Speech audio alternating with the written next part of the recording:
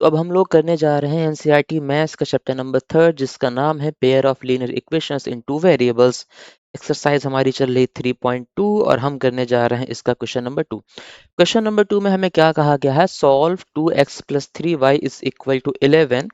एक इक्वेशन दी है 2x plus 3y is equal to 11 and 2x minus 4y is equal to minus 24।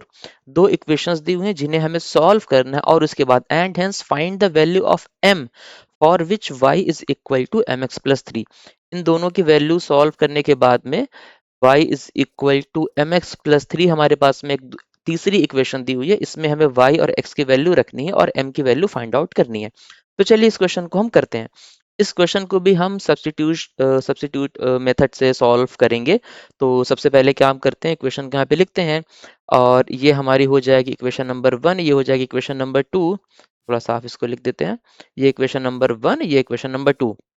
यहाँ पे हम लिखेंगे फ्रॉम इक्वेशन नंबर 1 को यहाँ लिखते हैं 2x plus 3y is equal to 11। इसको थोड़ा और सॉल्व करेंगे तो ये बनेगा 2x is equal to 11 minus 3y और x is equal to 11 minus 3y upon 2। x की वैल्यू हमें मिल गई है, अब इस वैल्यू को हम इक्वेशन नंबर 2 में सब्स्टिट्यूट करेंगे। सब्स्टिट्यूट इन इक्वेशन 2, इसको इक्वेशन नंबर 2 में रखेंगे। इक्वेशन नंबर 2 हमारे पास क्या है, ये दी हुई है 2x minus 4y is equal to minus 24। तो x की वैल्यू यहाँ पे पुट करते हैं। x की वैल्यू है 11 माइनस 3y अपॉन 2। उसके बाद ये हो जाएगा minus 4y is equal to minus 24। अब देखिए इस 2 से ये 2 कैंसिल आउट हो जाएगा, तो हमारे पास क्या बचेगा, हमारे पास बचेगा 11 minus 3y minus 4y is equal to minus 24। और अब ये माइनस 3y माइनस ये हो जाएगा 11 minus 7y is equal to minus 24। इस 7y को उधर भेजेंगे और ये इधर आएगा, रीअरेंज करने के बाद ये बनेगा 7y इज इक्वल टू, एक काम करते हैं ना, एक एक करके करते हैं, 11 is equal to minus 24 plus 7y और फिर ये इधर आएगा तो 11 plus 35 is equal to 11 plus 24 is equal to 7y।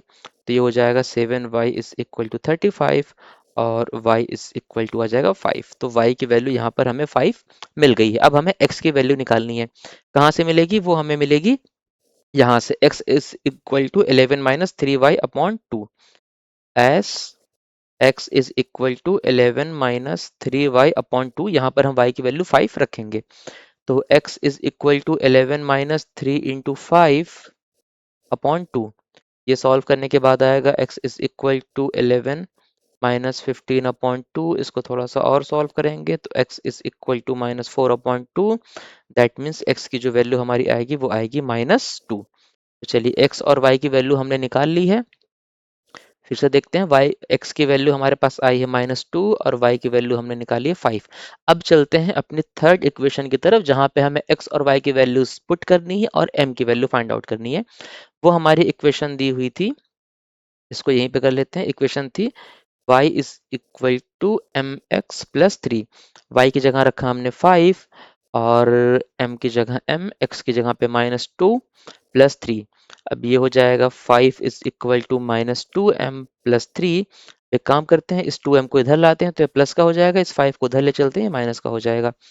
तो ये इक्वेशन बनेगी 2m is equal to 3 minus 5। तो 2m इज इक्वल टू -2, तो m इज इक्वल टू आ जाएगा -1। तो हमने अपनी तीनों वैल्यूज निकाल ली, इनको हम एक साथ यहाँ पे लिख देते हैं।